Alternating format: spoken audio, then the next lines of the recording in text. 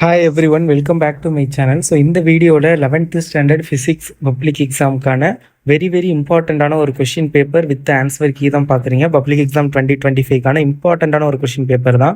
So இதில் வந்து என்னென்ன கேட்டிருக்காங்க, ஸோ எதெல்லாம் இம்பார்ட்டண்ட்டு, எப்படி ஆன்சர் எழுதணும், பப்ளிக் எக்ஸாமுடைய கவர்மெண்ட் கீ ஆன்சர் எப்படி இருக்கும், ஸோ அதை பேஸ் பண்ணி நம்ம எப்படி ஆன்சர் எழுதுறது, ஸோ அப்படிங்கிறது வித் ஆன்சரோடையே பார்க்க போகிறோம். 1 வேர்டு, 2 மார்க்கு, 3 மார்க்கு, 5 மார்க்கு எல்லா கொஸ்டினுக்குமே கொஸ்டின்ஸ் வித் ஆன்சரோட நான் அந்த வீடியோவில் சொல்ல போகிறேன். ஸோ வீடியோவை ஃபுல்லாக பாருங்கள். ஸோ எல்லாருமே வந்து ஒரு 70க்கு ஒரு 50+ மேலே எடுக்கணும். ஸோ அதான் என்னுடைய ஆசை. அதுக்கான இம்பார்ட்டன்ட் கொஷின்ஸ் எல்லாமே வந்து வரிசையாக வரும். ஸோ இந்த வீடியோ வந்து ஃபுல்லாகவே பாருங்கள். நெக்ஸ்ட் இம்பார்ட்டன்ட் கொஷின்ஸும் அப்லோட் பண்ணுவேன். ஸோ இப்போ நீங்கள் பார்த்துக்கிட்டு இருக்கிறது பார்த்தீங்க அப்படின்னா கவர்மெண்டோடைய official original question paper 11th physics public எக்ஸாமுக்கான ஒரிஜினல் மாடல் கொஷின் பேப்பர் தான். ஸோ இந்த மாடல் கொஷின் பேப்பரில் பாருங்கள் கம்பல்சரி கொஷின் என்ன கேட்டிருக்காங்கன்னு. ஸோ அதுக்கான நான் ஆன்சரும் எழுதியிருக்கேன். கவர்மெண்டோடைய அஃபீஷியல் ஆன்சர் கீழே கொடுத்த ஆன்சரையும் நான் எழுதியிருக்கேன். ஸோ அதனால் வந்து இந்த கொஷின் பேப்பர் உங்களுக்கு ரொம்ப யூஸ்ஃபுல்லாக இருக்கும், பாருங்கள். ஸோ அதுக்கு முன்னாடி 11th ஸ்டூடெண்ட் இன்னும் இந்த சேனலை சப்ஸ்கிரைப் பண்ணாட்டி சப்ஸ்கிரைப் பண்ணிக்கோங்க. இந்த சேனல் உங்களுக்கு இந்த வருஷம் 11th சரி, நீங்கள் நெக்ஸ்ட் 12th வரையில் இன்னும் ரொம்ப ஹெல்ப்ஃபுல்லாக இருக்கும். ஏன்னா 12th மார்க் ரொம்ப இம்பார்ட்டன்ட். ஸோ எல்லாருமே 500+, 11th சரி 12th சரி 500+ எடுக்கணும். ஸோ அதுக்கு இந்த சேனல் உங்களுக்கு ரொம்ப யூஸ்ஃபுல்லாக இருக்கும். ஸோ சப்ஸ்கிரைப் பண்ணிவிட்டு உங்கள் பொண்ணான கையை வச்சு இந்த வீடியோக்கு ஒரு லைக் பண்ணிடுங்க. So that's very important for me, because அந்த நீங்கள் போகிற லைக் வந்து மற்றவங்களுக்கு வீடியோ சஜஸ்ட் ஆகும். ஸோ அது எனக்கு ரொம்ப யூஸ்ஃபுல்லாக இருக்கும். ஸோ லைக் பண்ணிவிட்டு வீடியோ பாருங்கள். அண்ட் 1 வேர்டு பாருங்கள். 1 வேர்டு 15 1 வேர்டு. இந்த 15 1 வேர்டில் பார்த்திங்கன்னா ஒவ்வொரு யூனிட்டில் உள்ள புக் பேக் 1 வேர்டை தரவாக படிச்சுக்கோங்க. எல்லா யூனிட்டில் உள்ள புக் பேக் 1 வேர்டை மட்டும் நீங்கள் தரவாக படிச்சிங்கனாவே டெஃபினெட்லி சாலிடாக 12 கொஷின் 13 கொஷின் வரைக்கும் புக் பேக் கேட்குறாங்க. ஈஸியாக கொஷின் கேட்டாங்கன்னா 13 கொஷின் வரைக்கும் புக் பேக் கேட்பாங்க. இல்லை டஃப்பாக கேட்கணும்னு நினச்சாங்க அப்படின்னா 10 கொஷின் அந்த மாதிரி புக் பேக் கேட்டுட்டு பேலன்ஸ் 5 கொஷின் வரைக்குமே புக் இன்சைட் கேட்பாங்க. என்ன சார் 5 கேட்பாங்களா அப்படின்னு பயன்படுத்தாதீங்க. அந்த 5க்கான அந்த நீங்கள் புக் இன்சைடே கேட்டாலும் நீங்கள் எழுதுறதுக்கான புக் இன்சைடு 1 வேர்டு மெட்டீரியல் நம்ம சேனலுக்கான வாட்ஸ்அப் சேனல் இருக்குது. வாட்ஸ்அப் குரூப் மாதிரி இருக்கும் வாட்ஸ்அப் சேனல். ஸோ அதில் வந்து நான் ஒன்றெல்லாம் ஷேர் பண்ணிடுவேன். எப்படி நான் உங்களுக்கு இங்கிலீஷ்க்கு எல்லாம் ஷேர் பண்ணணும். ஸோ அதே மாதிரி ஸோ மறக்காமல் வாட்ஸ்அப் சேனலில் ஜாயின் பண்ணிக்கோங்க. இந்த வீடியோ டிஸ்கிரிப்ஷனில் நான் வந்து லிங்க் கொடுத்துருப்பேன், WhatsApp channel link. So join பண்ணிக்கோங்க. அண்ட் இப்போ நீங்கள் பார்த்துக்கிட்டு இருக்க இந்த கொஷின் பேப்பருக்கான PDF லிங்க்கு இந்த வீடியோடைய டிஸ்கிரிப்ஷனில் இருக்கும். மறக்காமல் கிளிக் பண்ணி டவுன்லோட் பண்ணிக்கோங்க. அது உங்களுக்கு ரொம்ப யூஸ்ஃபுல்லாக இருக்கும். இப்போ 2 மார்க், 3 மார்க், 5 மார்க் என்னென்ன கேட்டிருக்காங்கன்னு பார்க்கலாம். அண்ட் அது ஆன்சர் கீ கவர்மெண்ட் எப்படி கொடுத்துருக்காங்கன்னு பார்க்கலாம். ஃபஸ்ட்டு பாருங்கள், right the rules for determining significant figures. முக்கிய எண்ணுக்களை கணக்கிடுவதன் விதிகளை தருக. நீங்கள் என்ன எழுதிருக்கணும், எனி 2 ரூல்ஸ். இப்படி தான் கவர்மெண்ட் ஆன்சர் கீழே இருந்துச்சு.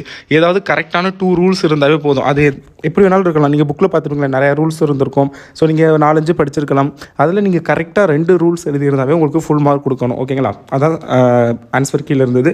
ஸோ அடுத்தது பாருங்கள், ஸ்கேலார் வரையறுக்கவும் எடுத்துக்காட்டு தருக. Define scalar, give examples. நீங்கள் ஸ்கேலார்னால் என்ன அப்படின்னு டெஃபைன் பண்ணுறதுக்கு ஒரே ஒரு மார்க்கு. 2 எக்ஸாம்பிள் எழுதியே ஆகணும். எக்ஸாம்பிள்னா 2 எக்ஸாம்பிள்ஸ் எழுதணும். ஓகேங்களா, கிவன் எக்ஸாம்பிள் சொல்லலை, கிவன் எக்ஸாம்பிள்ஸ். ஸோ அப்போ நீங்கள் வந்து 2 எக்ஸாம்பிள் கொடுக்கணும். ஒரு எக்ஸாம்பிளுக்கு 1/2 மார்க், 1/2 மார்க் கொடுக்குறாங்க.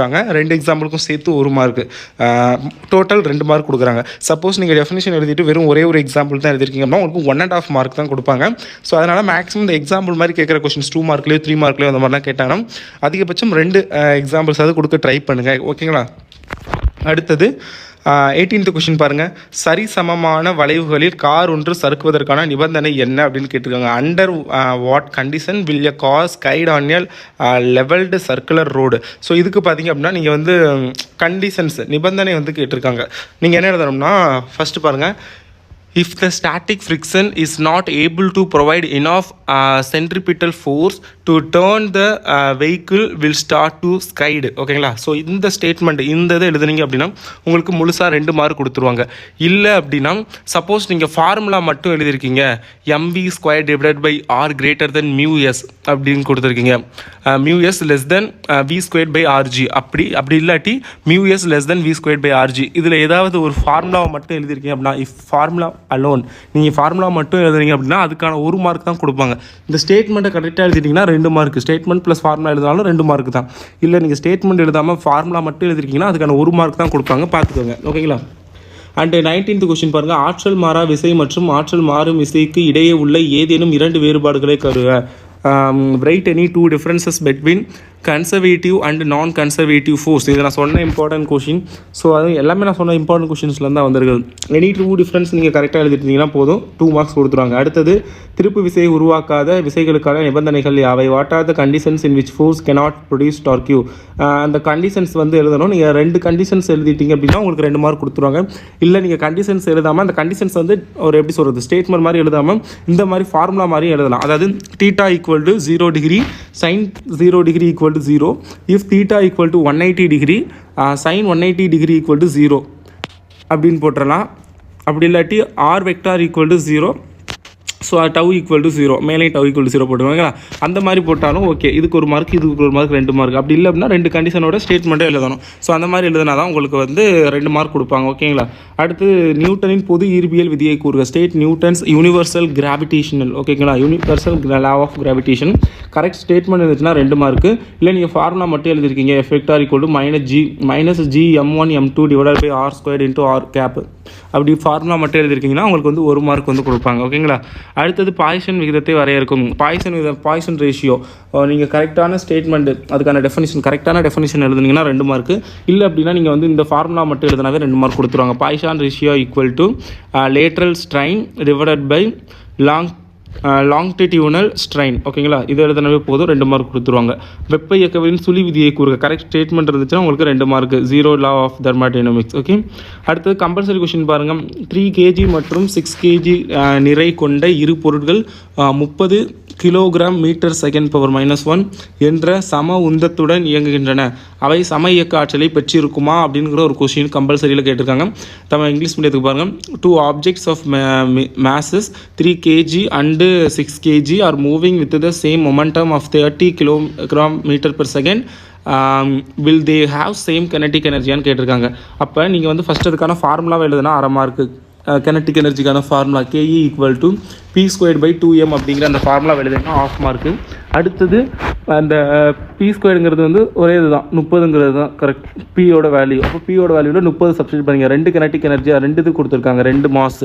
அப்போ 2 நிறைய இருக்கிறப்ப KE1 KE2, kinetic energy 1 kinetic energy 2 find பண்ணுவோம். 2 ஈக்குவலாக இருந்துச்சுன்னா அவங்க கேட்டிருக்கிறது okay, they have same kinetic energy. இல்லாட்டி நாட் ஈக்குவல் டு. அப்போ K1 = Pக்கான வேல்யூ 30. அப்போ 30² டிவைடட் பை 2 × எம்மோட வேல்யூ ஃபஸ்ட்டு 3 எடுத்துக்கிறோம். அப்போ 2 × 3 = 30² 900 and divided by 2 × 3 6 906 = 150 ஜூல். ஓகேங்களா? இதுக்கு வந்து 1/2 மார்க்கு. கினெட்டிக் எனர்ஜி 1 ஃபார்முலாவுக்கு 1/2 மார்க்கு, கினெட்டிக் எனர்ஜி 1 ஃபைன் பண்ணுறதுக்கு 1/2 மார்க்கு, அந்த கினெட்டிக் எனர்ஜி 2 ஃபைன் பண்ணுறதுக்கு 1/2 mark. Kinetic energy 2 = same like that P² 30² divided by 2 × m 2 × 6, அப்போ 912 = 75 ஜூல். ஓகே, இதுக்கு 1/2 மார்க்கு. இப்போ ரெண்டும் not equal to K1 not equal to K2, அதாவது KE1 kinetic energy 1 not equal to kinetic energy 2 அப்படின்னு எழுதிட்டிங்கன்னா 1/2 mark. They will have same kinetic energy. ஓகேங்களா? So அது வந்து இது ஒன்றாவே போதும். அடுத்தது வந்து 3 மார்க்கு. 3 மார்க்கு பாருங்கள். மொத்த பிழைகள் என்றால் என்ன, அப்பிழை ஏற்பட காரணங்களையும் அதனை எவ்வாறு குறைக்கலாம் என்பதனையும் கூறுக. What is gross error, state the reason for it and how it minimise the errors. Correct statement இருந்துச்சுன்னா ஃபுல் மார்க்கு. 2 வெக்டார்களின் ஸ்கேலார் பெருக்கல் பண்புகளை விவரிக்கும். 3 ப்ராப்பர்ட்டிஸ் இருந்துச்சுன்னா 3 மார்க்கு. ஒரு ப்ராப்பர்ட்டிக்கு 1 மார்க். நீங்கள் 2 எழுதுனா 2 மார்க். ஒரு ப்ராப்பர்ட்டி மட்டும்தான் எழுதுனீங்கன்னா 1 மார்க்கு. சேம் லைக் தட் மைய நோக்கு விசை மற்றும் மைய விலக்கு விசை இடையே உள்ள வேறுபாடுகளை கூறுக. State the difference between centripetal force and centrifugal force. அதுக்கும் அதே தான். ஓகேங்களா? அடுத்தது வந்து types of potential energy and its formula. அடுத்தது வந்து புவிநிலை துணைக்கோள்களை விளக்குக. ஜியோ ஸ்டேஷனரி சேட்டலைட்ஸ், அதெல்லாம் நான் சொல்லியிருந்த இம்பார்ட்டன்ட் கொஸ்டின் தான் எல்லாமே. Practical applications of capillarity, law of simple pendulum, postulates of kinetic theory gases, இதெல்லாம் பார்த்துக்கோங்க. கம்பல்சரி கொஸ்டின் பாருங்கள். 33. ஒரு வெப்ப இயந்திரம் அதன் சுழற்சி நிகழ்வின் போது 600 ஜூல் வெப்பத்தை வெப்ப மூலத்திலிருந்து பெற்றுக்கொண்டு ஒரு குறிப்பிட்ட வேலையை செய்த பின்னர் 200 ஜூல் வெப்பத்தை சூழலுக்கு கொடுக்கிறது. வெப்ப ஏற்பிற்கு கொடுக்கிறது. நிபந்தனைகளின்படி அந்த வெப்ப இயந்திரத்தின் பயனுறு திறனை காண்கன்னு கேட்டிருக்காங்க. During a cyclic process a heat engine absorbs 600 joule of heat from a hot reservoir does work and eject an amount of heat 200 joule into the surroundings. Calculate the efficiency of the heat engine. இது கேட்டிருக்காங்க. Answer பாருங்கள். First ஸ்டெப்புக்கு 1 mark, eta equal to 1 minus QL by QH. Second ஸ்டெப்புக்கு அதே தான், eta equal to 1 minus 200/600. Third step பாருங்கள், eta equal to அதாவது 1 minus 200/600 வந்து கேன்சலேஷன் பண்ணி அதை ஃபைனலைஸ் பண்ணலாம். இல்லாட்டி இது 100 மல்டிபிள் பண்ணி 66.7% எழுதுனாலும் ஓகே. ஸோ ஒவ்வொரு ஸ்டெப்புக்கும் 1 மார்க்கு, 3 ஸ்டெப்புக்கு 3 மார்க். இல்லை நீங்கள் ஃபார்முலா மட்டும் எழுதிருந்தீங்கன்னாவே 1 மார்க்கு, அதில் கொண்டு சப்ஸ்டியூட் பண்ணியிருந்தீங்கன்னா அனதர் 1 மார்க்கு, ஃபைன் பண்ணால் அனதர் 1 மார்க். ரொம்ப ஈஸியாக தான் கேட்டிருக்காங்க. ஸோ ஃபார்முலா மேக்ஸிமம் வந்து சம்மு கேட்பாங்க, பட் அது ஈஸியாக தான் இருக்கும், நீங்கள் ட்ரை பண்ணால் எழுதிடலாம். 5 மார்க் பாருங்கள். ஃபஸ்ட்டு என்ன கேட்டிருக்காங்கன்னா வெக்டார் கூடுதலின் முக்கோண விதி. சரி பார்ப்போம். Obtained an expression for the time period T as a simple pendulum that periods depend on அந்த கொஷின் கேட்டிருக்காங்க. Explain detail the triangle of vector addition. அடுத்தது so that the inclined plane angle of friction equal to angle of repose. ரொம்ப important. Expression for power and velocity, இது எல்லாமே நான் important கொஷனில் சொன்னது தான். Derive the expression for moment of unit area rod about its centre and perpendicular to the rod. Explain the variation as due to gravity with depth from the earth surface. Derive the expression for the terminal velocity of a sphere moving in a high viscous fluid using Stokes law. Mayer's relation of an ideal gas. Derive an expression for pressure gas molecules walls container. அடுத்து Newton's formula for velocity and sound waves in air explain by Laplace correction it on. இதெல்லாம் தான் கேட்டிருக்காங்க, பார்த்துக்கோங்க. Top most important questions இதெல்லாம். இதே மாதிரி இன்னும் 2 கவர்மெண்டோடைய official model question இருக்குது. ஸோ அதை நான் அப்கமிங் வந்து இம்பார்ட்டன்ட் கொஷின் அப்லோட் பண்ணிவிட்டு நீங்கள் படிக்க ஸ்டார்ட் பண்ணதுக்கப்புறம் உங்களுடைய ப்ரிப்பரேஷன் இன்னும் கொஞ்சம் பூஸ்ட் பண்ணுறதுக்காக இடையில நான் அப்லோட் பண்ணுறேன். ஏன்னா 4 நாள் இருக்குது. ஸோ நீங்கள் தைரியமாக படிக்கலாம் அண்ட் ரிலாக்ஸாகவும் படிக்கலாம், ரொம்ப ப்ரெஷரோடு படிக்க வேணாம். ஸோ அண்ட் நிறைய பேர் வந்து பயாலஜிக்கு லீவ் இல்லை, நான் பயாலஜிக்கு ஒரு நாள் படிக்கவான்னு கேட்டிங்க. ஸோ இஃப் இன் கேஸ் உங்களுக்கு பயாலஜி டஃப்பாக இருக்கும் அப்படிங்கிற பட்சத்தில் ஃபிசிக்ஸுக்கு 3 days இனஃப் தான். ஸோ நீங்கள் பயாலஜி ஸ்டார்ட் பண்ணலாம் 1 day மட்டும். ஓகேங்களா? Okay, thank you.